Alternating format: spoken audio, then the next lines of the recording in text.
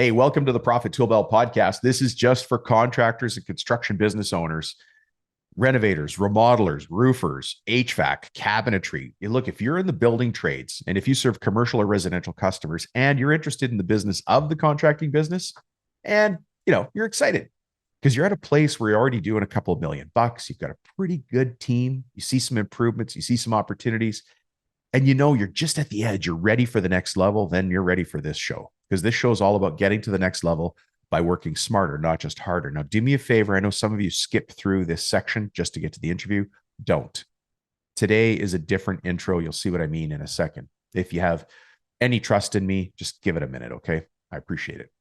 Anyways, today's guest is going to be Jake Power. And we're going to be talking about, with Jake, how I used EOS to build new. So he built a new space and moved from a 5-acre facility to a 12-acre facility.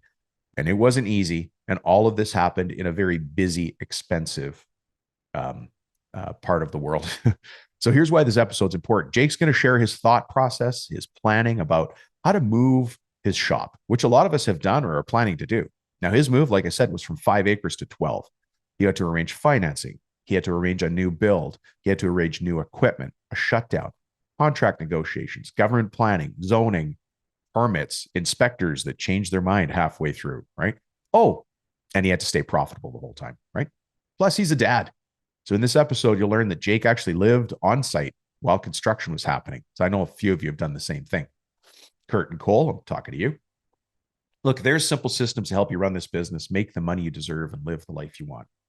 And those simple systems give us the quiet confidence to be those business leaders that we need to be. Take this company where you want to get it. And if you want that quiet confidence, you want to feel what that feels like, put your shoulders back a little bit, raise your chin up just a half an inch and take in a deep breath. That's the feeling. That's what we need to go into every day, every interaction with, because we are the leaders. If I had to summarize everything for you, this podcast is about the mindset of growth and success. And that is where this episode is different, because I'm not telling dad jokes today. I'm going to go in a different direction here. It's good. It's just not dad jokes, but I'm still doing it for the same reason. I want you to open up your mind, but I want you to open your mind in a slightly different way today. When I think about myself, I'm a student, and I know that if you listen to this show, you're a student as well. You're open to the possibilities of what could be different, what you could learn new and add to the mix, right? For me, I'm a student of success, of perseverance, of winning, of strategy, tactics. And don't get me wrong, I've failed a lot. And as you guys know, I have continued to fail. I fail a lot. But one of the things I find consistent with the people I hang out with, other people who are forward-facing, forward-looking business builders, empire creators, is that we keep learning from our failures and we simply don't stop. But I have learned that in fancy words, that's called stop and reassess. When I fail at business or something else, I work hard. I stop and I think about what went wrong and what the inputs could have been to change the outcome. Now, sometimes people ask, what is a business coach? Why would I use one? What's the value? Now, the answer, of course, is different for everybody, which makes it hard to define sometimes. But I can tell you this, as a business coach, especially a coach on my team, we operate with intent, pure intent. And maybe I'll get into that in another episode, but our intent lines up pretty nicely with a concept that you might know as servant leadership. My team and I work hard to work with intent, show people how to remove the random from their business and their life. Now, you'll come to find out in this episode, Jake is a coach that I've brought on the team. I can't even say he's a new coach because he's been guiding and leading businesses for years, and you'll hear his story here. But he's joined our team as a business coach. So for those of you who ever contact us and want to start working on growing your business, you have somebody beside you who's been there and done that. That's Jake. When you talk about removing the random, we talk about learning from our mistakes, I guess where you see that come to life in everything we do here is when we talk about the importance of doing the end of job report, the EOJ, or having a regular finance forecast review meetings, thinking about the I want a raise script and system. And how, I remember how much that hurt my small business by not having that SOP. It really hurt. That one simple thing, I had to go back and think about the root cause and fix it. I did a stop and reassess. Then there was a lesson I learned from an oil field construction client I had back in the early 90s. His name's JD. Now, his son had recently flunked out of college in his second semester and was coming back home. Now, JD and I'd been coaching together for a long time. We had a solid relationship. We were doing lots of things in his businesses, in his business. And if any of you work in the oil field industry, oil money's stupid money. So it wasn't about money for him. It was about systemizing the business so he could spend time with his family. And this is where this all comes to bear.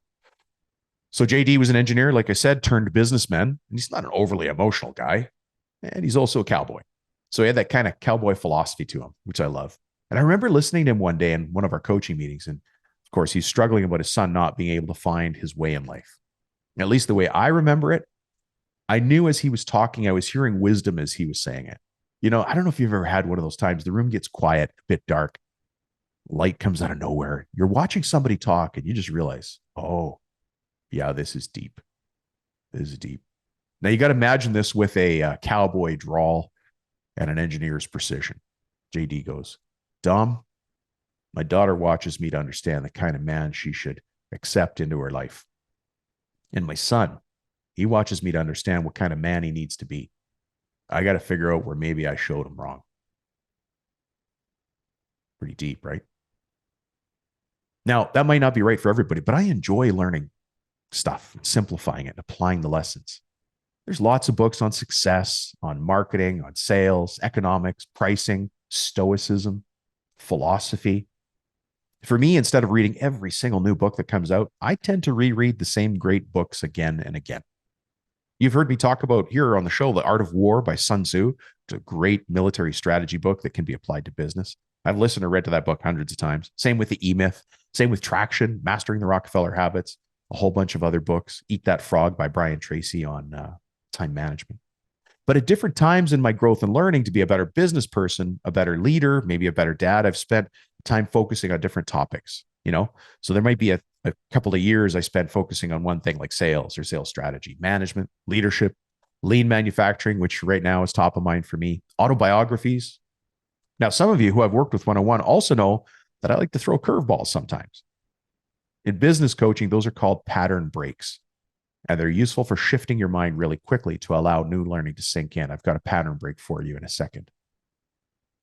But one of the pattern breaks you'll hear, one of the pattern breaks many of you have already heard working one-on-one with me or one of the other coaches is a hidden homework tool that we use. Now, we use this specifically when we've got a parent or a grandparent who wants to spend more time and connect better or more with their grandkids or their kids. And so we assign them what we call hidden homework. And what we do is we ask them to go buy a book. You're going to laugh here. You might think this is the dad joke section. It's not. We want them to buy a book by Dr. Seuss. Yep. And the book is called Oh, the Places You'll Go. If you can, write that down. It's called Oh, the Places You'll Go by Dr. Seuss. And their homework, in between our coaching meetings, happen every 2 weeks, their homework, buy that book as a gift for the young person in their life, the toddler, the child, and read it to them as a bedtime story. Now think about why I would do that as hidden homework. Think about this. Think about dropping a pebble on a very still pond, like a flat body of water. As a parent, as a spouse, as a leader, I'm the pebble. When that pebble hits the water, there's a tiny splash, but the ripples move out really, really far. See, the things I do, the actions I take or don't take spread out from my impact. So reading this book to a toddler might not seem like a big deal to you, but I got to tell you, snuggling in with grandpa or dad for reading time, for a surprise book that you bought them, I think to me, those are the moments that get stacked up in the guidance of life. Actually, who was the movie? It was a Pixar movie, Inside Out. Do you guys remember that Inside Out movie? I think those are called the core memories, the gold glowing balls, if I remember right. Well, I have to try hard to spend quality time with the people I love to get that in there. Anyways, look, besides economics and business and human psychology, the study of Stoicism and some Greek philosophy, I try to pick up things that I can use to add wisdom and perspective to the leaders that I serve. Aristotle gave great talks on the nature of a good life. Like, what is it to have a good life? There's no simple equation. Aristotle would say, look, real life is messy. But attacking your fear gives you courage. There's no equation for courage, no recipe for courage, because it gets mixed up with anger and anxiety, with love and panic. But what we have is resilience. We have to be able to Be resilient. Accept ambiguity, uncertainty.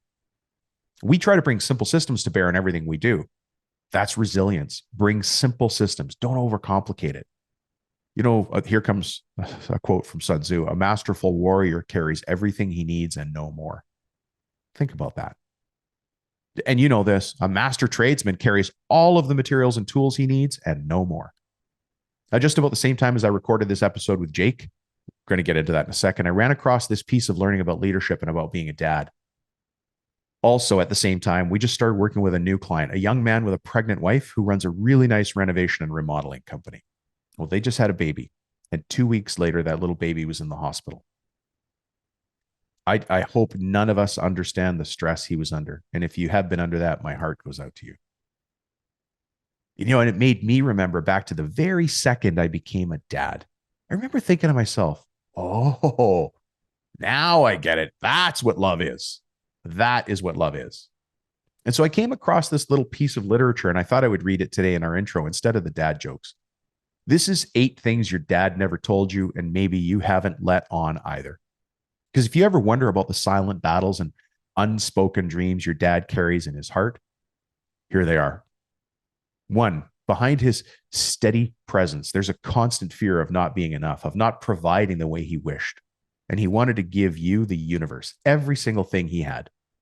Number 2, your dad's love for you is like an ocean, massive ocean, struggling to show it. He hoped you'd just feel it in his actions and his sacrifices. He might not have talked about it. Number 3, he might not have always said the perfect thing, but in his heart, you were top of mind. He was your biggest cheerleader, and he took pride in every step. Number 4, every day he worked hard to be the man he wanted you to look up to. And his greatest hope is that you would get higher, better, and more than he ever could reach. Number 5, without a single moment's hesitation, he'd lay down everything for you, for your safety, for your happiness. It meant more to him than his own life. And number 6, through every hardship, every sacrifice, he would willingly walk the same difficult path 1,000 times over again and again, just to see you smile and know you're safe. Number 7, you're not just a part of his life, you are his life, the beacon that guides him, the joy that lights up his world. Probably thinking about you makes him smile when he's all alone. And number 8, every achievement of yours, whether it's big or small, fills him with huge pride. You are his greatest accomplishment. Those are the invisible crowns our dads wear. It's the legacy of their love for us.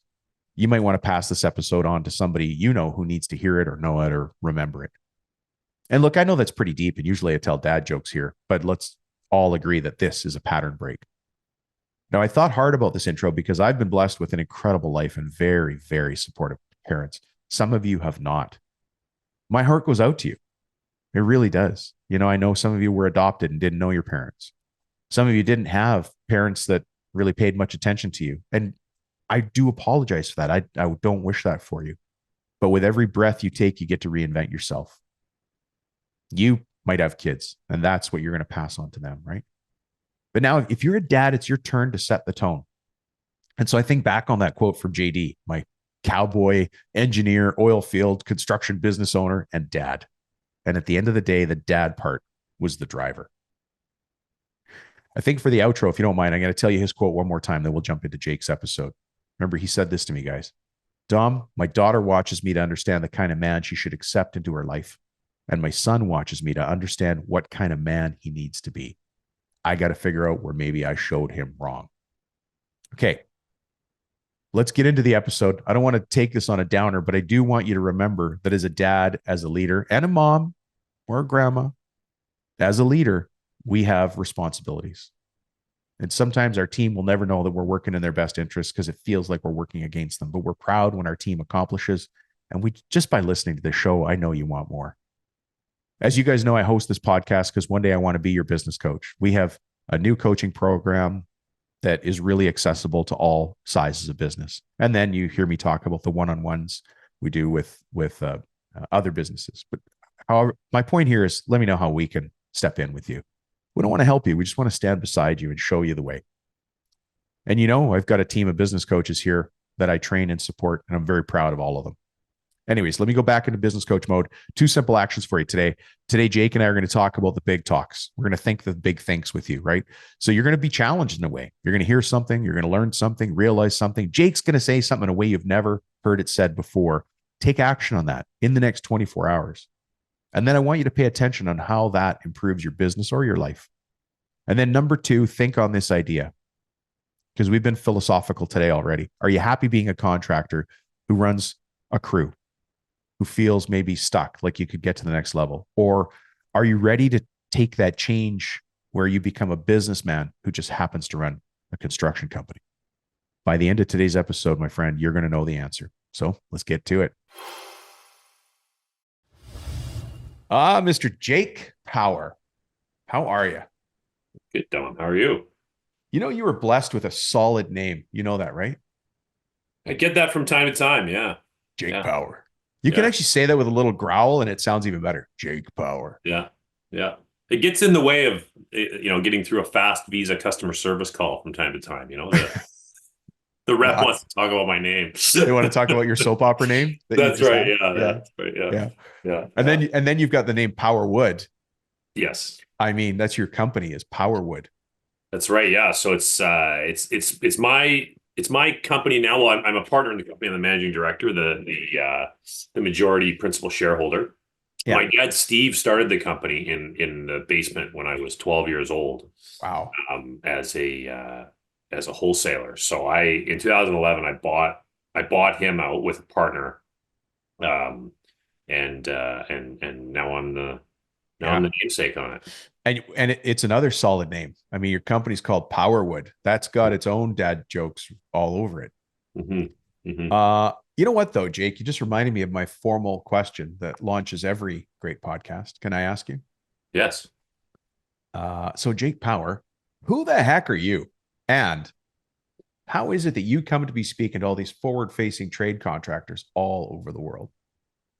So I am, as you mentioned before, I'm Jake Power. I'm the managing director at Powerwood. I've been the president of that company since around 2008, and the principal shareholder since 2011.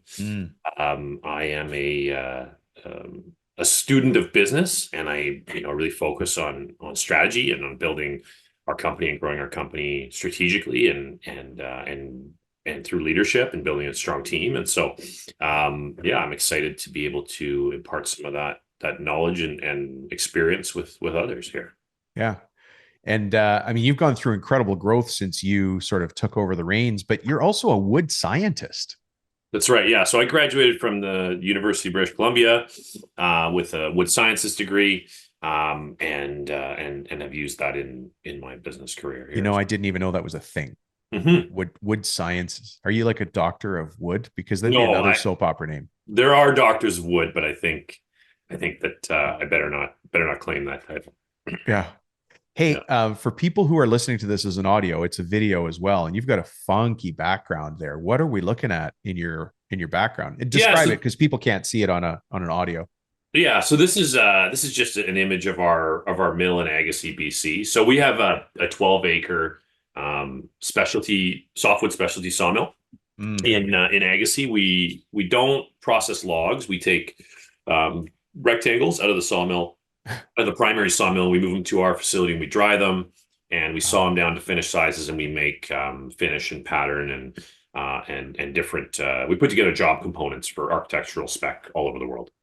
Wow. So give us some examples, because now you've got everybody's attention. Like, you're the guy who makes the stuff that they custom order for a custom fab job. Mm-hmm. Yeah. So, I mean, if you are a contractor in Hawaii or on Cape Cod or something, and you've put together a specification that or the architects put together a specification, they need, this historic pattern or this wide cedar profile, and they need this, and they need some timbers, and they need some tongue and groove for the ceiling, and they need some decking, and they've got this package together. That package will, usually send it to your favorite retailer as a builder, and they'll send it to their favorite distributor, and oftentimes that distributor sends us that spec. We get them the price, the timing, the delivery, and that works its way down. and then we have the logistics set up to get it to those markets through those distribution chains. Wow. Yeah. So it's custom. Really, most of the Mhm. packages you create are custom. You're not sending it to just standard retailers. No, and we do. I mean, some of our product, like we'll ship a truckload of wood to let's say New England for going out to the vineyard in Long Island and these places, and half of it there might be 4 or 5 of these custom orders on there. There might be Okay. packages that are ready to go to the job site that have been ordered by the contractor to the retailer to the distributor to Powerwood, and we've packaged it, and they just push it the whole way through. They don't even open the package, but at the same time, we often fill the truck with items that go on the shelf. And there's a lot of really high end retailers who do Western red cedar, yellow cedar, Douglas fir, and things like that. Really, kind of that niche retailer. Not necessarily Home Depot. I don't think any of our stuff makes it to Home Depot. No, this is a niche retailer, Yeah. but a lot of the people that are listening to the show are deal with very high end custom homes with those kinds of architectural profiles. And do you guys do Doug fir or just cedar? We do, yeah, yeah. We do Doug fir, we do hemlock, Douglas fir, red cedar, and yellow cedar are primary items that we work in. We do a little bit of SPF, but it's not as high end of a market. It's not as in demand. If you're able to share, what's the coolest, at least in your mind, what's the coolest application you've seen, or maybe the furthest flung? Yeah, well, so we did one that was really interesting in New York, where they took this really high-end cedar package and they built movable louvers on the New York University building. So I guess it was a sun exposure side, and they wanted to be able to let the sun in and Mm-hmm. then close them. And so they took our product, and it needed to be fire treated. There was all kinds of specs. So they took our product. We actually sent it to Italy to their preferred fire treater, and then brought it back to New York. And it was, What? yeah, it was this really complicated specification. They built these louvers that open and close on the university. So that was a neat one. That is pretty Yeah. exotic. Yeah. And thank you, by the way, for looping Italy into that. I appreciate it. There you go. Yeah. Yeah. Yeah. And then does it make it to Australia, New Zealand? Does it get over to Asia? Yeah. I mean, our biggest market's the United States, right? Like just logistically, that's the market that makes the most sense. But we sell to most countries in the world that buy cedar. So we've sold into Africa. We've sold into Southeast Asia, to a number of countries down there, China, Japan, Australia, New Zealand. Belgium's a big importer. Really? The UK is a very big importer. And what is it pest resistant? Is that why those countries like Belgium and the UK? I'm thinking about rain. Is it water resistance? Yeah, I mean, I think Western red cedar is just probably the most sought after softwood Yeah. species in the world, right? It's beautiful. It's got natural resistance to decay. It's very stable, easy to work with. Soft, smells Takes great. takes the paint. Yeah, there's just I nothing. know there's There's nothing. nothing better, right? It's this is gonna make you mad, but there's nothing worse or nothing better than a fire made of cedar. Like just the smoke, it's just so nice. You just want to eat salmon while you're Yeah, smelling it. not great for your chimney though. No, because the yeah. Yeah, Yeah. yeah. So we're actually here today to talk to you about. I mean, you're a coach on the team. You're a business coach here, and the reason you're a business coach here is because I've watched you use EOS in your own companies. I've seen your growth. Maybe we should actually go back and talk about the topic today. We're going to talk about how I used EOS to move from 5 acres to 12, which is a big move. But you were actually part of that story before. Were you there before the 5 acres, like when you took over the company, or was that part of your growth too? No, so when I took over the company, we were on a 5 acre site in Surrey, and we didn't own the site, right? So we were leasing Mm. it. And so, we had a decision to make on that. We ran the company from 2011 until today. And in the first 5 or 6 years of the company, we were coming out of the Great Recession. Right. It was a big thing to bite off, the purchase of this company. I was in my 20s still. And, so, I don't know that we were that strategic, and the idea of using EOS and that type of thing didn't really register. But as we had some success, we started to think about, okay, now we need to build this company long term. We need to grow. And, one of the options was to look at buying that property that we were on, the 5 acres. It was very like heavily in a heavily regulated area in Surrey. So it was right in the suburbs. So it was really complicated to to add anything there. The Mm. footprint wasn't massive. And so we started thinking, okay, well, maybe we don't want to buy this property. What does our company look like, after this lease runs out that we're on, right? And so we kind of started looking around for, what is going on in our company? How do we set that plan in motion? And previous to that, I'd always kind of just been bit of a dictator style, right? Like I'm just going to tell everyone what to do. And if everyone has a problem, you bring it to me and I'll fix it. And I think I started to learn as we grew that wasn't sustainable in That growth, style right? of leadership, you mean? Yeah, that style of leadership is, I think it wasn't, it was a nice place to work. Like we weren't, No, I know you're a good yeah, guy, but it's interesting that you bring that up as an observation. Can I interrupt you for a yeah, second? for sure. Yeah. What were your signals that maybe my leadership style needs to change a bit? Hmm.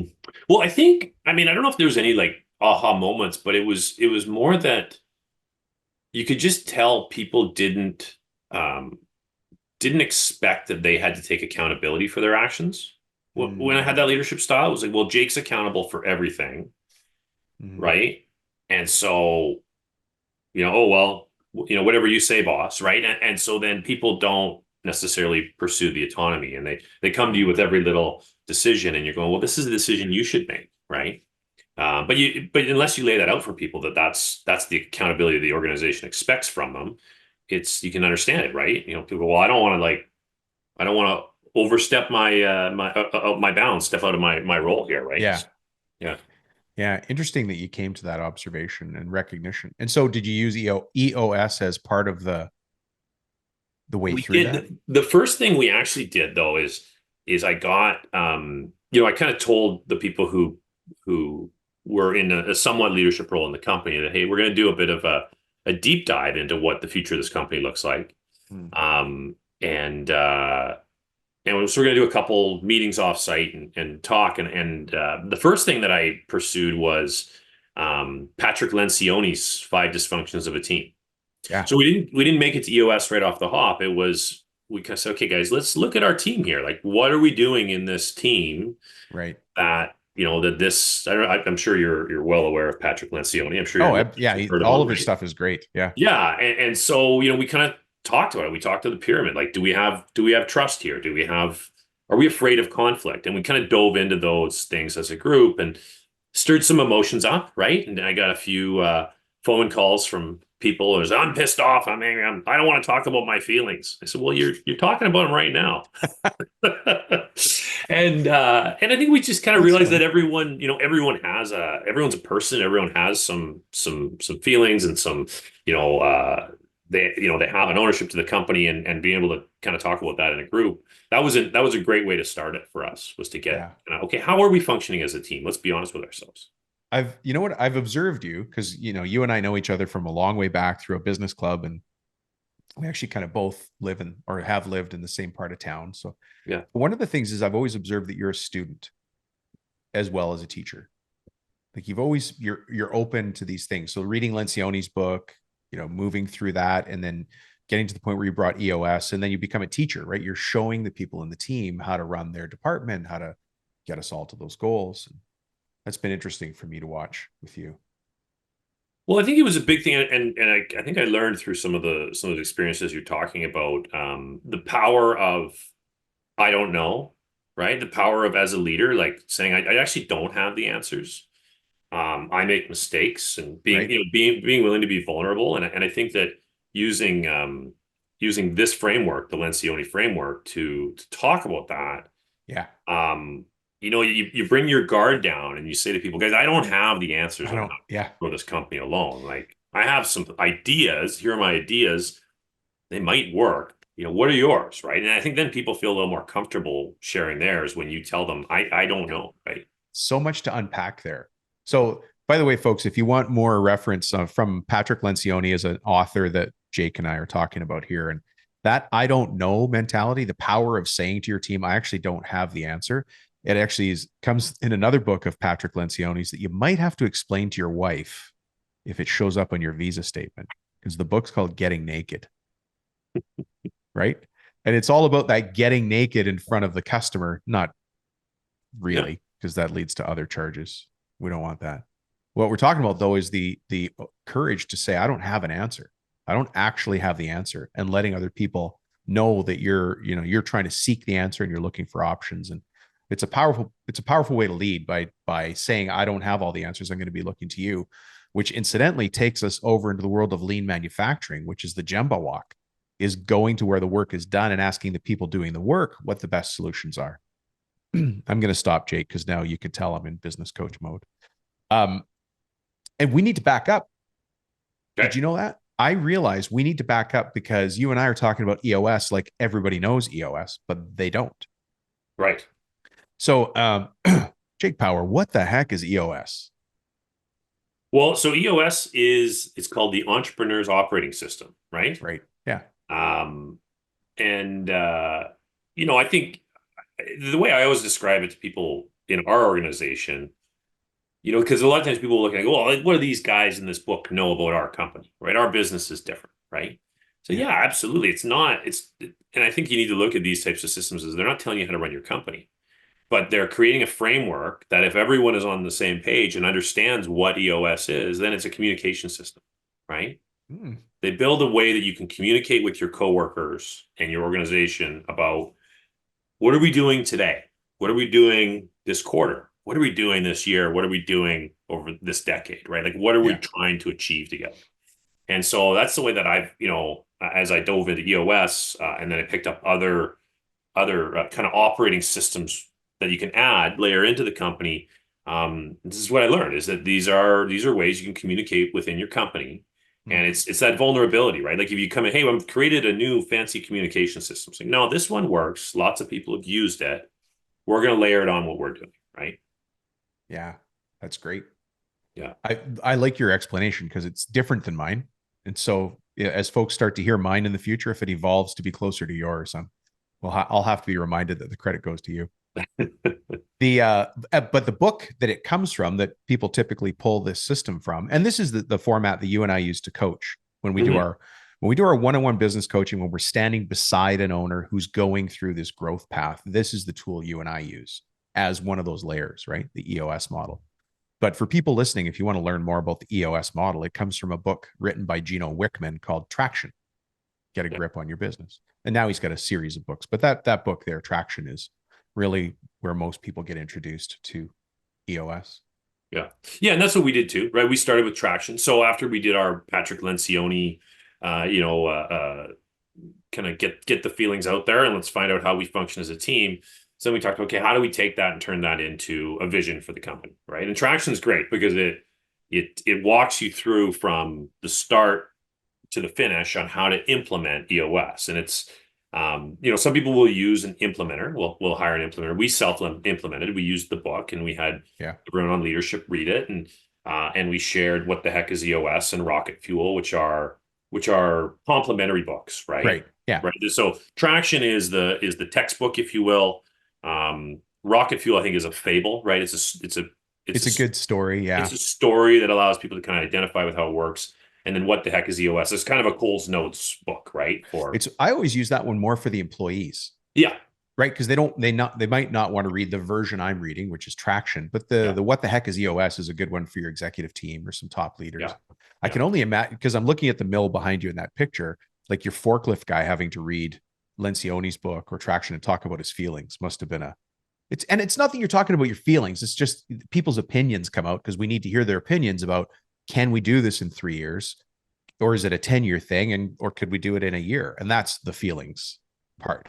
Yeah. Yeah. I mean, there's kind of concentric circles, right? When you're setting your 10-year plan, your big, hairy, audacious goals, it's a smaller circle than when you're, planning for this quarter and so on. Right. So, and that's Traction is great for that because it starts you at the high level, right? You need to create that. What are we about? Who are we? What are we about? Right. And that's kind of the first step. And so, you set your core values as a company, and that's something that you want to hear from everyone about, right? You want to know what everyone in the company sees as being special about working for Powerwood or being a part of Powerwood. Like, what is different about us than others? And you want to make sure that, you use those core values in your hiring and your culture building, and then from there you then build kind of your value or your vision statements. Who are Yeah. we? Who do we want to be? What do we want to be about? And then you set some plans around that, and then from that 10-year plan, it works back to a 3-year and back to a 1 year, and then you set these 90-day goals or 90. Yeah. Like a sprint. What are we going to do in the next Yeah, 90 days? yeah. So you've gone through all that growth where this company was started in your home when you were a 12-year-old kid. Mm-hmm. And then you took over but it's really interesting. This point in time where you moved from having a 5-acre facility, which I understand that you were leasing the space, then you bought the space, and then you more than doubled it to buy this 12-acre facility. And just to paint a picture here, folks, the area of the world that Jake operates as 12-acre facility has got the same pricing as Silicon Valley. Mm-hmm. So this is not a overnight decision. No. Let's just say, and you're free to share any numbers that you like, Jake, or not. But can you tell us more about how you used EOS to do that? How'd you facilitate all those changes? Yeah, so we started the EOS process. I think it was in 2019, right? So we started building out. First thing was the core values, and we wanted to know who we are as a company. We built those core values. We involved a lot of people, and then we set our kind of our 10-year target, right? Like 10-year target, 10-year picture, Yeah. 10-year target. And then we did our 3-year picture after that. And that was kind of what informed, okay, what do we need to do to get to 10-year, right? And we had right in our 10-year picture, I have them up on my board here. So we had a volume target. So we typically do about 10 million board feet per year, and we had this volume target of 25 million board feet. And we had a sales target, right? And so our sales at the time were in the low 20s, and we had a sales target of 60 million that we wanted to get. What did your team think when they saw that? Like, look, we're selling 20 million on a good year. You want us to sell 60, and you want that, and then your production guys are looking at that kind of board feet output. What was the chit chat across the table? Well, they were involved in setting it for starters, right? Okay. We did it Of together, and course. we kind of said, well, what does success look like? What allows us to make investment? So, well, this is what it looks like. And okay, well, how do we get to 60? How do we get to 60? And we worked backwards from it. So, well, we do this much volume in these products, and we need to add this other product line. And so Got it. Yeah. I think it was a fairly rational conversation. And then we built from that 10-year, we built backwards. We built a 3-year picture, and that 3-year picture included the equipment we needed to be on track, right? Wow. And when we added this equipment, we said, well, we're going to need a bigger boat, like we're going to need a bigger lumber yard, right? Yeah. And we said, we can't do this with this footprint we're on. And so then the die was cast. Like, okay, we're not going to We keep can't this. stay on 5 acres. We're going to No, outgrow this space. Even yeah, by adding another shift or something creative like that, you couldn't stay there. no. And part of it was just the jurisdiction, Staging. and it was just really tough. Oh, I see. Like you're the Right. zoning in that area you mentioned earlier. Yeah. Right. Yeah. And the problem with lumber is it's big, right? Yeah. It takes up a lot of space. And so you need, and in the region that we're in, it's the supply is a challenge. Like, you can't just go order the wood you need for next week. Oftentimes we're having to buy wood 3-6 months in advance of Right. when we think we'll need it, because supply is a challenge, right? There's a lot of land use issues, environmental challenges. It's just a Access. constrained supply. So you have to take a pretty large position on your inventory. So we have 5 acres of just wood stacked up, waiting to go into the facility. It's just raw materials. Because it's interesting. I thought you guys actually started with raw logs, but they get sort of rough milled before you get them. Yeah, we partner up. So we get involved in the log supply chain to an extent, but we partner up with groups who do the cutting, right? So we say, oh, here's what we need. We'll buy, you cut the log, we'll take the whole thing, but we need you to cut it this way for us, right? Right. So we don't own any sawmilling facilities. I mean, that's a whole new 10-year target. If you want to get into sawmills, I mean, that's an expensive proposition. So, yeah, so no, we set up this plan, and we kind of had these items that we needed, and we knew where we were going. And so that was in early 2020. And then COVID hit. We just set our EOS plan. We had it all. We got down to our first quarter. Here's what we're gonna do, and then Shut the down. COVID hit. Yeah. A Um, plan, what's that saying? A plan never survives first contact with the yeah, enemy. yeah. But that's why I like having a plan, is because things are going to happen. I mean, we don't want a global situation, but at least you had a plan. No, and I think that's a really good point, Don, because if we hadn't had this plan that we'd already set in motion, this is Mhm. our plan, this is where we're going, Right. it would have been easy to say, global pandemic, right? Like just Couldn't we make it. just got to survive, right? Yeah.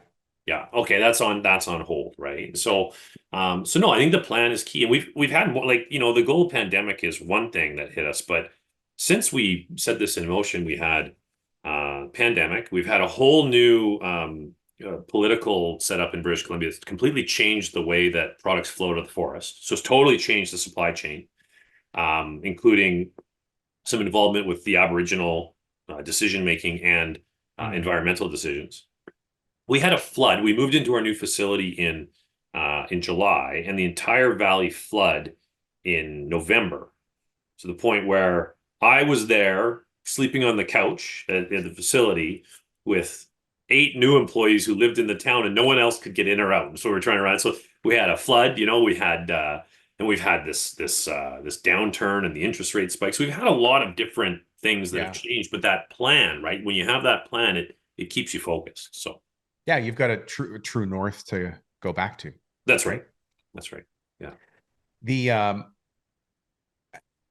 something that people don't know about you is that you also lobby the government on behalf of the industry.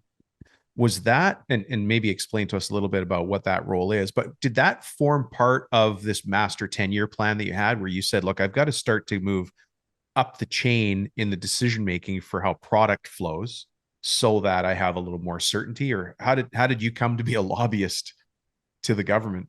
Yeah, well, I mean, I think for sure, like when you start pursuing, long-term strategic thinking, um, you start thinking about those types of things. And one of the things that happened right before we made our purchases, we actually changed within the province some of the rules around what you're allowed to export. So our input Mm, raw materials were being targeted somewhat by other markets through industrial policy and so British Columbian businesses, our business actually had a disadvantage compared to some of the competitive businesses in different regions. And so we put together a group who sat with the government and discussed policy that could go into play mm, that could save those jobs, those local jobs from being exported. And so we were successful in that, and that we had a rule change, and that was one of the things that helped us kind of justify the investment, right? You go to the bank and say, hey, we want to borrow this money and we're going to make this investment. And here's the reason that, one of the reasons that sales are going to grow. right. Yeah. So you got involved to a certain extent in politics, but at the lobbying level of providing education and Yeah. logic Yeah. to those decision makers. Yeah. Yeah. Yeah. And that's an ongoing thing. It's something I'm active in and will remain active in. I think it's, we're, our resource is a public resource in BC. So we don't have private landowners. So all Right. our wood comes from, crown land, or the vast majority of it does, right? It comes from the trees that are owned by the people of British Columbia. And so there's a lot of regulation around it, and divvying up that resource, and managing the fees and all that kind of thing that go with it. That it's a complicated process, and so Yeah. the people in all levels of the supply chain need to have input.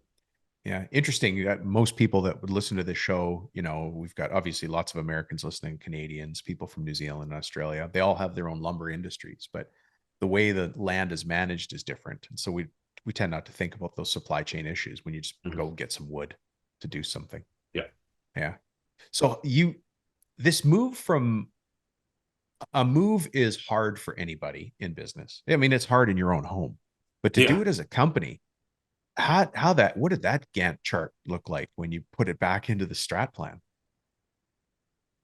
Well, we the one thing is that when we made the move, we purchased this piece of land. We made a huge investment, right? Like very large for us. A number Very of like large. the Yeah. partners got together, we put our life savings on the line, and we purchased this property. And I brought in 2 additional partners to make the move. Mhm. So there's 4 of us now as partners. We've put in a lot of money, and we've given our notice that we're going to be moving off this 5-acre piece of land. And so by July 1st, we need to be from one to the other. So it's kind of life or death, right? Like it's Yeah. your back's against the wall and it's existential. You just gave Um, notice on a 5 acre piece of land in what has now become the center of the city where mhm. your old location was. Yeah.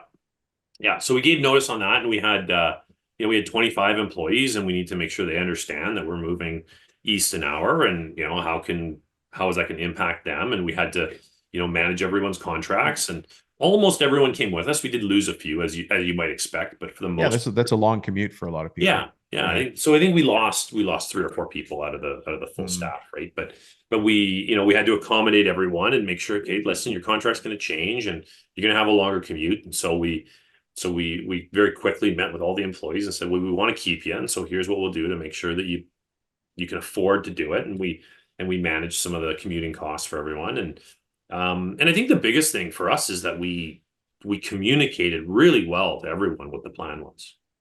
Right. So Going back to the using EOS as a communication tool that's right. in the company to get everybody on board for the change. We need to make this change to keep the company growing. Yeah, so we used our quarterly rocks, right? And Perfect. Yeah. within EOS, one of the concepts that's really important is you have rocks, pebbles, sand, and water in your business, right? And the rocks are the big hard jobs, and the Yeah. water is the stuff that you just have to do every day that fills up your time. And if you fill your cup with the water first, there's no room for the sand, and you don't have any place to put the rocks in, right? We do it a little differently at Powerwood because we're a wood company. We call them timbers. So our 90-day target, and if you're from New Zealand or Australia, every piece of wood is called timber. But here, Timba. Yeah, it's yeah, called that's right. Here Simba. in North Yeah. America, a timber means 3 inches or thicker, right? It's the big pieces of wood. Is that the definition? It's kind of it's one of those Yeah. things like what's the definition between a boat and a ship? There's probably a Yeah. and then but you've got this timber definition because you're a wood scientist. That's right. Yeah. That's a Yeah. very scientific Right. Yeah. definition of 3 inches or thicker. So yeah, the big pieces of wood are the timber. So if you're going to cut a log and you cut all the little 1x4s first, you got no room left to cut the timber. So you got to target the timbers first. So that's the Right. way that we've always put it. And we had these 90-day timbers. We shared that with everyone. And you know what? Like we would do a PowerPoint presentation with the whole staff at least once a month, update. Here's the timber that we're targeting. Here's Mm. our how successful we are in getting there. We're ahead, behind schedule, that type of thing. And just kind of like the Brilliant. communication was key, and we gave everyone opportunities to contribute. It was funny. We recently in the last year we started pursuing a different another kind of layer business theory called change management, Hmm. which I didn't even know about until recently. One of our new employees says, I noticed that we're having a hard time with some of our projects. What do you think about change management? So I read some of the books around change management. I was like, well, we did a really good job of all these things that are in change management, all the steps when we had this move. Like we just kind of naturally gravitated to it. And it was a real kind of eye opener. I shared that with the staff. Like when we needed to, these are all the things we did, right? Yeah. We empowered the staff to get involved. We communicated really well, like all the steps of change management. But then when something doesn't seem as existential, you don't follow that same framework. And I kind of realized that framework, existential or just an opportunity to make a little more money. If Yeah. you follow that framework, your chance of success goes up, right? And so it was a really good like learning experience. Well, you can do something big, you can do something very Yeah. successful. But if you try and do it alone, your chance of success is much lower. And so what does doing it with the team look like? And that's really being a good communicator and bringing them along. And a big part of good communication is having a system for that kind of no one's surprised. People kind of see the expectations there. Well, it's funny you bring that up that no one's surprised because there's people listening right now saying, you know what? I want to make changes in the company, but Mhm. there's a really important person on my team who's resistant to change. And, that resistance can take all sorts of forms. The most extreme would be I'm refusing to come to the meetings. And the least might be they roll their eyes. They're at the meeting, but they're just rolling their eyes and playing with their pencil. Did you have anybody who was just deeply resistant and how did you overcome that? Um, I mean, we've always experienced that, right? And I think on that particular move, we didn't really like. It was kind of like, guys, there's no it's done here, right? Like we're We burned the moving. boats. We burned the Yeah, and so boats. we We're had a few people who said, "Well, I just can't move out there," and they quit, and that Oh was no, fine. sorry, Jake. What I meant was on EOS, like on having a Oh communication yeah, system. Like you mentioned, people calling you say, "I don't want to talk about my feelings in a meeting with everybody else. I drive the forklift, or I'm a purchaser." We don't do that. But in general, when you put this new EOS communication system in the company, did you have resistance? yeah, for sure. I mean, yeah, for sure we did it, and I think that like those kind of conversations are the ones that you have, and I think that it's kind of that I don't know, the power of I don't know Mm. is it really came into play, and so I don't know if EOS is going to work, but here's what this you know business scholar Patrick Lencioni says about managing that conflict is we have the conversation with everyone. We don't have a private conversation, you and I on the side. And we maybe disagree, but we commit, right? As a leadership team, we can disagree, we can air grievances, but we commit. Once we pick, even if you're on the side of the fence that says, I don't think this is a good idea, if as a leadership team we've decided to move forward through our process, we commit to it. Okay. Mm. Your disagreement's noted and we commit. The other thing that I found really powerful is when we started diving into this change management was they talk about sabotage. Oh, Because in interesting. every change management process, there are saboteurs within the company, right? Oh, because they have different. Well, I this is interesting to me because I haven't studied it to the level you have. Tell me more about this saboteur Yeah, I culture mean, it's kind of inside natural, change. right? Like it's like when, you want to get your kids to go skiing as a family. If one of the kids Right. isn't feeling skiing that day, they put their boots on slowly or they forget their toque at home or, Yeah. those kinds of I'm things. hungry. I need to go Yeah, to the bathroom again. yeah, Yeah. yeah. And change management was great because we showed everyone in the company this is how we're going to be handling change. And Mm. one thing to be aware of is sabotage. So you brought it up right in the beginning. Yeah. Excellent. And with the leadership team, like, I bring it up probably every third or fourth leadership meeting. We'll have something that's not going well, and we'll just kind of say, does this feel like sabotage? And it could be someone in the room, right? Someone in the room, like, is this a Wow. sabotage situation? Interesting. And I think that, like we all know, we all sabotage things. Let's be honest with ourselves. Are any of us sabotaging this change? If you don't agree with the change, you don't think it's right, let's note it, let's discuss it, but let's give it our best effort. We know things can fail, but let's not kill them internally, right? And so I think that just being able to have Hmm. that conversation with everyone is really powerful, and let people know that we're aware that sabotage happens, and then it just becomes on everyone's own radar that, oh shoot, am I sabotaging this thing? I don't want to be that guy, right? Yeah, it's interesting to me though that at least to the level I'm understanding it from you now is that putting it on the table makes it a thing, Yeah, and then I can say to myself, I better not sabotage this. Let's give it a shot. Let's yeah, let's truly give it a shot. And so me not submitting that report or doing that thing or making the phone call I promised to a supplier to get something changed, I realize I got to do this. But everybody else knows that that could be the case as well. yeah. I mean, the flip side of that is you have to give people the opportunity to voice their concern, right? And so you have to have those systems built into it as well, which is Yeah. something that comes with any of those systems, right? Yeah, it's interesting you say that your what did you say your disagreement is noted? Yeah, That happens a lot in family businesses. right. Because family businesses want to change. You got, let's just say it's two brothers, just for simplicity, it could be anything. But when we walk in as coaches and we're like, okay, we're going to start moving the company in the direction you guys want to move it to. Here's the plan. Here is EOS, the model. What are the roadblocks that we have, and what are the ideas to overcome it? And so you've got two brothers, and again, just as an example, they both have their list of ideas, and they've been waiting for Mhm. a time when they could, in a clean piece of paper with everybody listening, say these are the steps we need to take. Now, both guys have the right steps, but only one of them can come first, and Right. that is often the rub. That's often the rub. Like, okay, well, why aren't we doing my thing first? And one of the things that you and I are trained to do is say, well, hold on a second. I agree. Any one of these could be first, but which one will have the most impact coming first so that everything that follows can follow in order? So every time we make a list, something has to come first and something has to come last. It's still on the list. It's not less important. It's just a different spot on the list.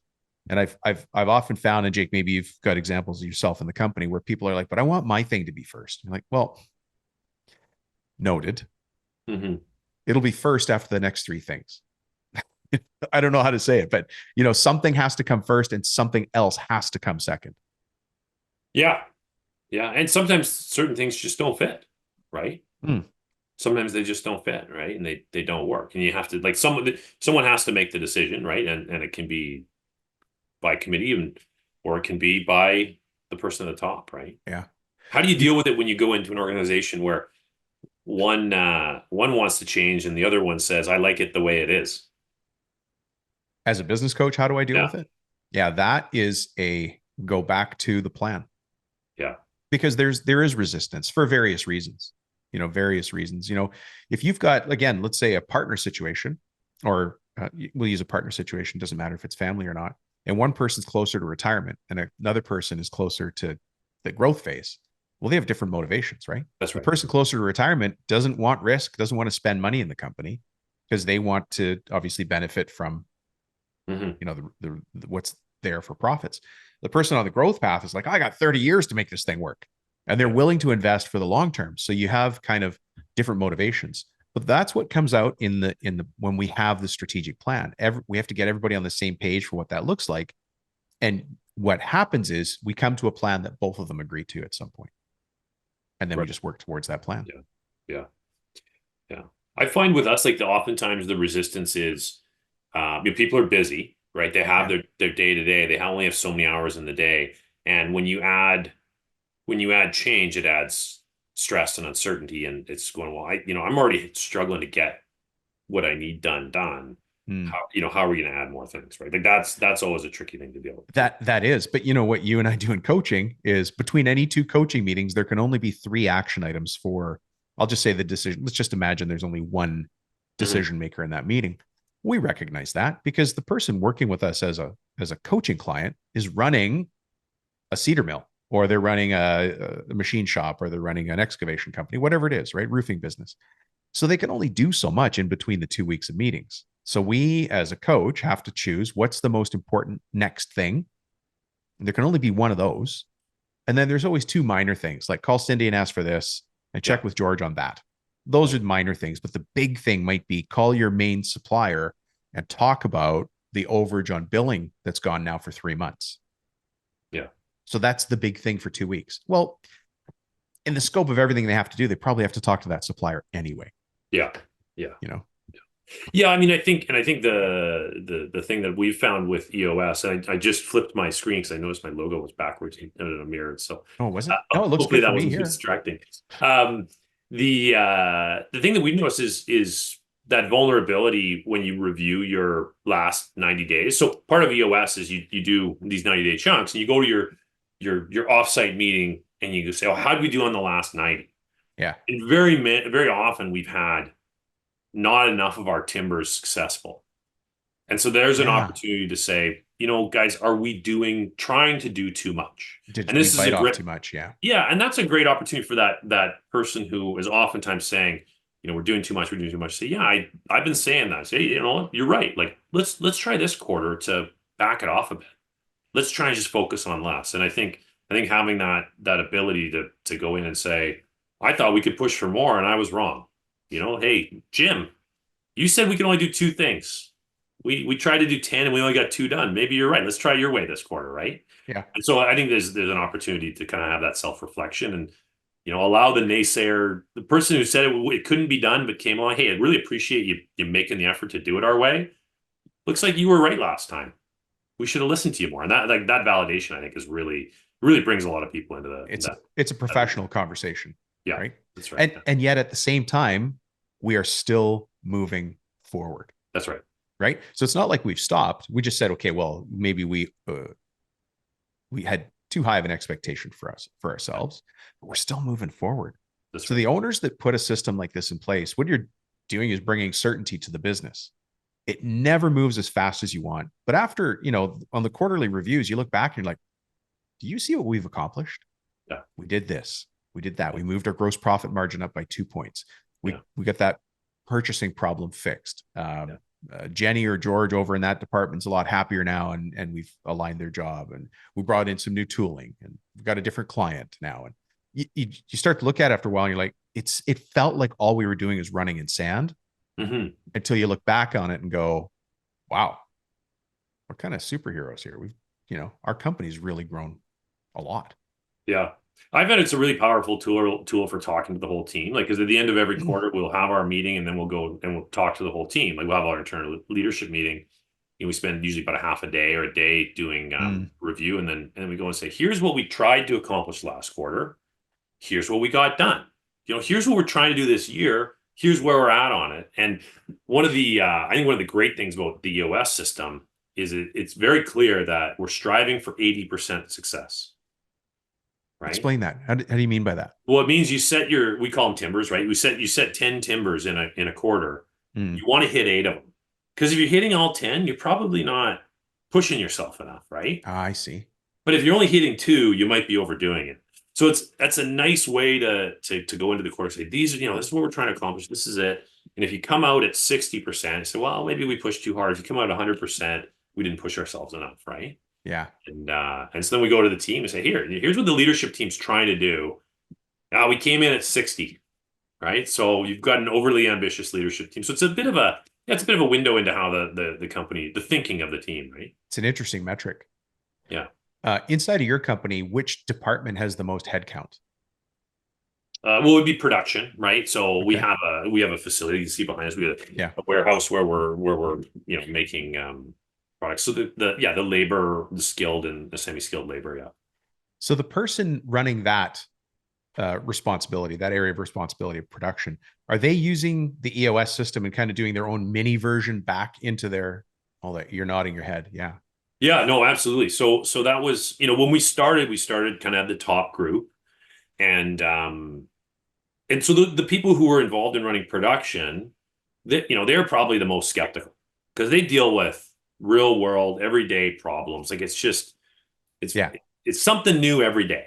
A guy from WorkSafe, the health and safety thing comes in, and we've got a new rule. You got to deal with this new rule. Well, that wasn't like all these kinds of things, and someone doesn't show up for work. So it's kind of that you're always in crisis management in production to an extent, right?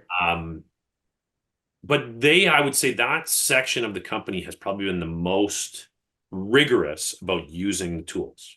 Probably started off the most resistant, but once they started to see the value in it and being able to standardize the communication, being able to talk to their team. Right. So they are running very much a similar, they're running the same meeting style. They use our same, we use boards to keep our issues and our actions and everything on it. And they run it very diligently. And so I think, yeah, they've without me getting involved and telling them how to do it, they've just sort of say, this is how we do it on the leadership team. This is how we're going to do it on the production team. And then even within the production team, the safety team has their own version of the same thing, right? The millwright team. So they use that same framework. And I think that really helps just kind of simplify their lives, right? It's like you want to come talk to me about something? We have a meeting at this time every week. And in the last 15 minutes of that meeting, we talk about those things so you can bring it at that moment, right? And I think that's really helpful for busy people. Yeah. And I wonder if old Jake, when, before you started on the path of using these different systems like Lencioni's approach and then the EOS approach, old Jake would have had to have the answers for everything. But now you've got a process, like as you so nicely put it, it's a communication system where you've shown the leaders in your team how to lead their division. That's why I asked who had the most headcount. Production, right? For all of us. So whether we're roofers or running an HVAC crew of 60 trucks, it's that production. So how are we getting the message on the big goals through to the team? And that's how we use these tools. It's incredible that we didn't use this before. I built a company myself using a different strategic plan, which we talk about here, the Mastering the Rockefeller Habits plan. But the EOS system's so much simpler. It's just cleaner and leaner. Yeah. Well, I think it's why, it's the name entrepreneur. Like entrepreneurs only have so much bandwidth. You don't have a team of 40 executives behind you to implement your new operating system. Like publicly traded company with That's right. Yeah.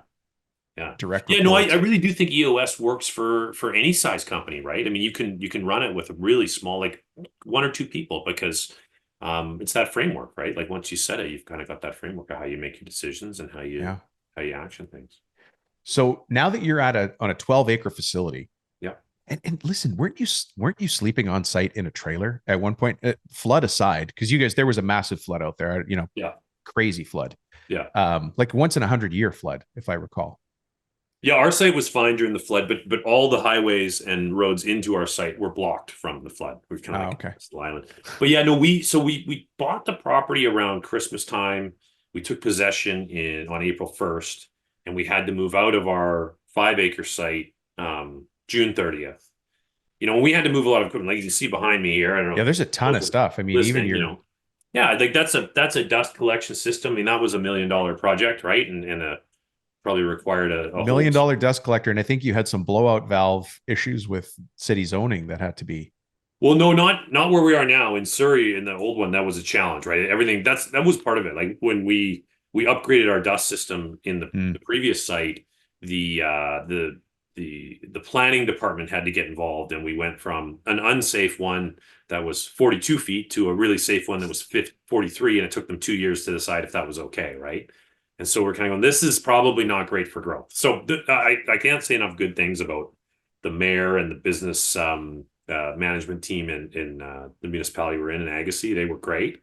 We communicated really well with them with what our plans were, and they let us get started right away. But yeah, no, I moved on site in an RV on April 1st because I knew it was a big project, and we had to run a lot of services. We had to do a ton of civil work, and so I was out there with the civil contractors digging holes and running Yeah. gas lines and water lines, and we needed to put new dry kilns up, and those came from Europe, and so we had to have everything in place for that, and we had to put our dust system in and get our Yeah. molders and planers going, and then move a lot of the equipment and move the people and move the inventory. So I was just kind of out there Going making sure everything was on 24/7. track. Yeah. So I lived on site for about 6 months. It was 5 months.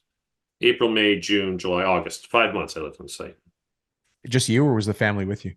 So family moved on site after school ended. So they were there Oh, July, no way. August. Yeah.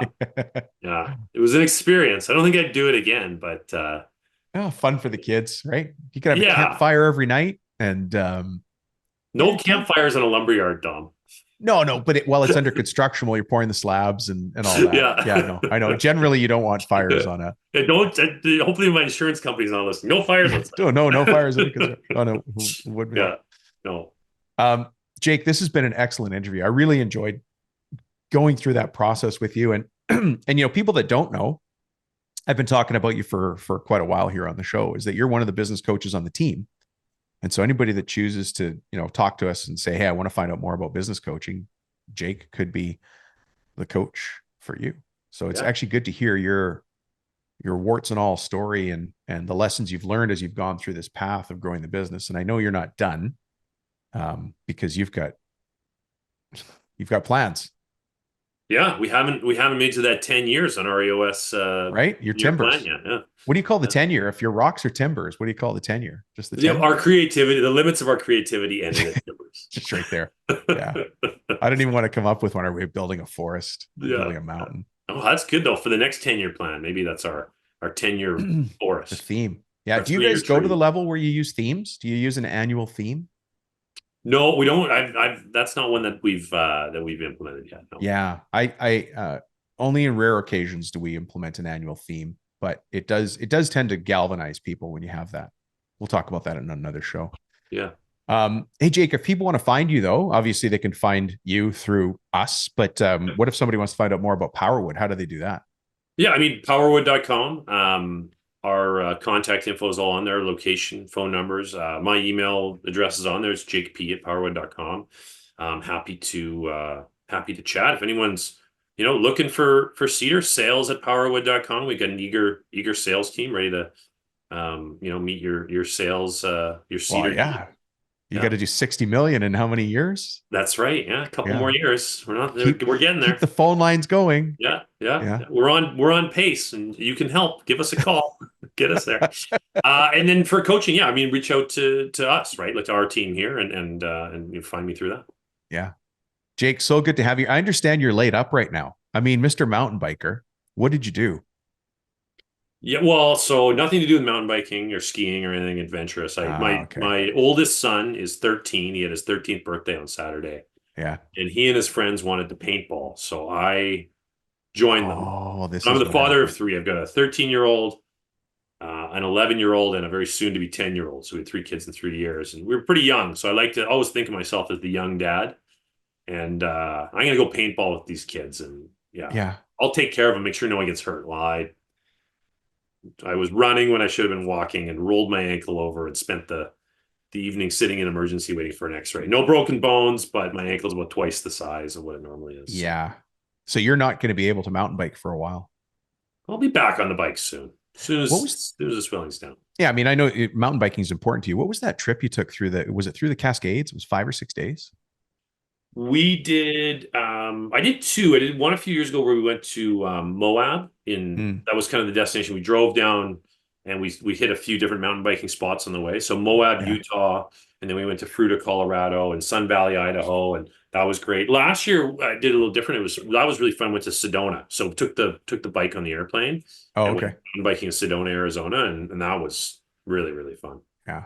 I did Moab when I was much younger, Yeah. but I did it like on a mountain bike from Sears. It did not Yeah. go well. It did not go well at all. Almost died. Yeah. Yeah. Almost died. Yeah. And I met some very enterprising people on the bike ride back down. They were selling bottles of Gatorade for I think $10 each, and I bought three because Smart. I was not prepared for mountain biking in Utah in the full sun. Yeah, it's hot in the desert in the middle Yeah, of the day. yeah. Oh my Yeah, gosh, I got in so much yeah, trouble in that. I'm yeah, amazed I'm alive because of some of the horrible decisions I made throughout my life. But yeah, yeah. yeah, It's beautiful. It's so different than what we have here, right? Like up here, we're in this lush rainforest, and we yeah. have our own mountain biking and hiking and all that kind of stuff. And you think it's the best in the world. And you go somewhere else, you're like, wow, this is the best in the It's just world too. But it's so yeah, different, yeah. right? The slick rock and everything down Yeah, there. It's just yeah, it's visually impressive. You're like, God made this. This is fantastic. yeah. Yeah. You just want to play it. It looks just like cake icing everywhere, just sort of settled. I know, I know. Yeah. So now Utah's getting a new hockey team, right? The That's Phoenix right. Coyotes are moving to Yeah, are Utah. down now in Utah. We'll see what they And name them. well, I'm lobbying for the Roadrunners because doesn't that Oh, that terrain is down there make good. the Wile E. Coyote Roadrunner? And they went Yeah. from Phoenix, the Coyotes, to the Roadrunners. Like, come on, this I think that'd be kind of a Oh, I like your angle there. I thought they'd get Venom, but a lot of lacrosse teams have been called Venom and haven't made it. So, yeah. um, yeah, we'll see. Well, let's reconvene on that. I'll Yeah, give is it Ryan Smith's the owner of it? I'll give him a call. give See him a if call, see what he's yeah, up to. Tell him, yeah, you know who this is? It's Jake Power. yeah. As I soon can as they help hear you that with name, they'll be like, "Oh, yeah. sounds I important." can help you with your EOS systems on your new hockey team.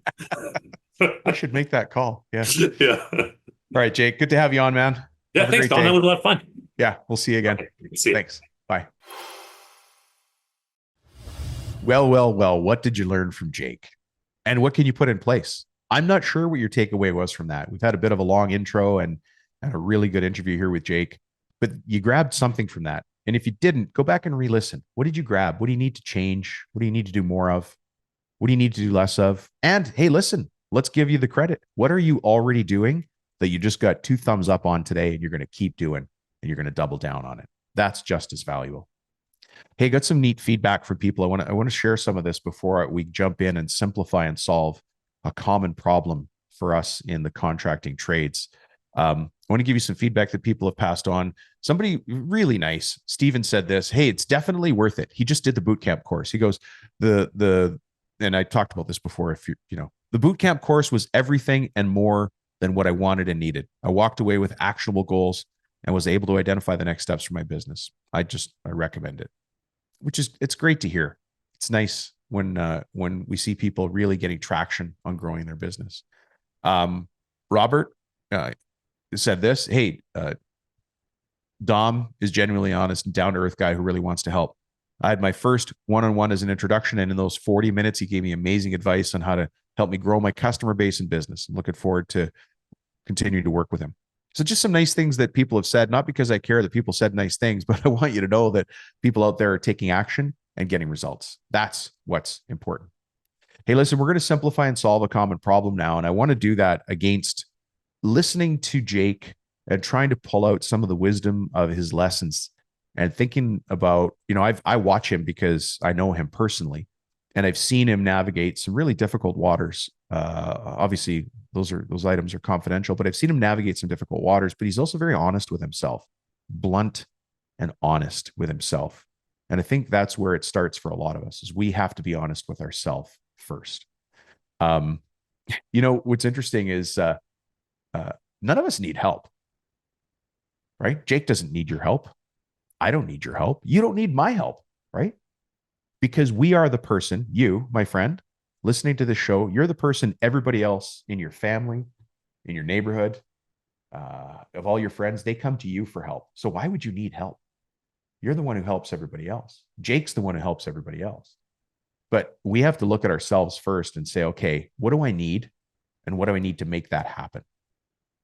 And so while you might not need the help of professionals like myself and Jake, you do need people around who are the voice of sober second thought, of reason, of a different perspective, of slowing down to speed up, right?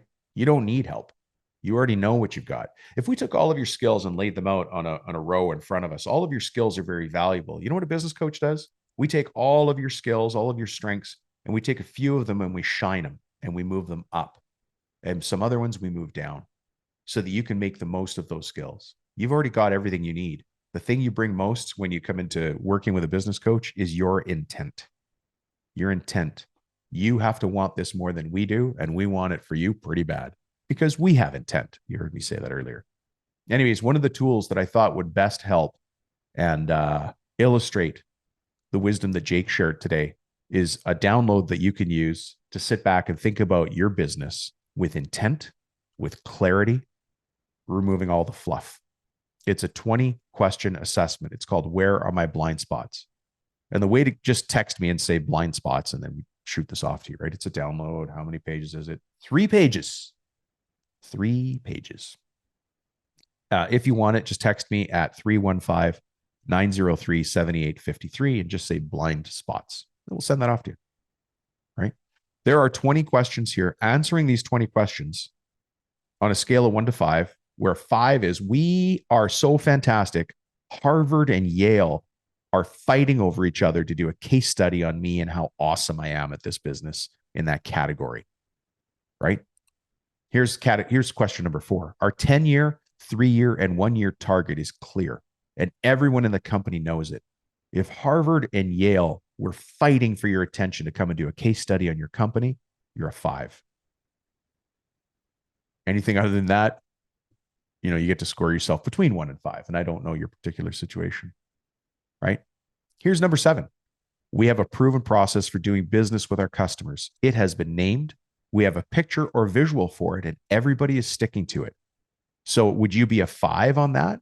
Or are you living in a world of random, where every time we meet a new customer, we just see what happens? We just go talk to them. It's just random. There's really nothing to grab, right? That would be a 1. A 5 would be Harvard and Yale fighting for your attention to learn your system because you have it all figured out and everybody needs your secrets. So anyways, this is a really powerful tool. We have a really great and strong leader who listens to the show. His name is Al. He's actually up in Winnipeg in Canada. If you don't know where Winnipeg is, it's north of North Dakota. So yeah, it gets cold up there. Great home remodeler, totally reinvented his business. A student of business, but also a leader in his own company. And he just took some strategic papers like this to a coffee shop, just like I asked. Sat down with a cup of coffee in a really nice coffee shop, put in his headphones, and got to work. And he sent me a picture for that, right? And of course, that's how I knew about it, because then I sent him $5. I paid for his coffee. That's my goal. I want to pay for your coffee. So if you get this download and then you print it off and go to a coffee shop, just take a selfie of yourself with it, and I'll buy your coffee. And I hope you understand when we come back to the conversation about intent, why would I do that? Do I care about sending you a $5 Amazon gift card? No. Do I wish I was there with you having the coffee? Yeah. But between those two things is the pattern break we talked about a couple times on today's show. I need you to take that action. In order to do that, I'm going to remove the friction where you say, I don't have the time. $5. I'm not spending that much for a coffee. I'll buy the coffee. In exchange, I need you to do the work, right? You show me what you want. You tell me when you need it, and I will show you how to get there. That's the promise I try to make to the world. That's the promise Jake makes. That's the promise Lee makes. That's the promise Omzi makes. That's the promise Ryan makes. That's the promise Helen makes. And many of you have spoken to my team already. That's the promise we make. You tell us what you want. You tell us when you want it, and we will show you how to get there. So please download the forum. Whether you send me the picture of you having a coffee or not, it's irrelevant, but if you do, I'll send you $5, pay for your coffee. But if you want this self-assessment, it's 20 question self-assessment, super powerful. It just allows you to look at your company objectively, taking out all the emotion and just leaving it down to the bare logic. Jake is a logical entrepreneur. Today, we talked about logic of JD, the oil man, right? We talked a little bit about emotion when I talked about the 8 things that a dad stands for. If you want this blind spots, I'd love you to have it. Just send me a text, 315-903-7853, and say blind spots. And you know what I'll do? Send it to you. Hey, thanks for listening, folks. I guess I already said it today. I look forward to the day you and I could have a cup of coffee or a glass of wine across the table. That, to me, that's success. That's what life is about. But until then, let's do this podcast, and we'll see you on the next episode. Thanks, everybody. Bye-bye.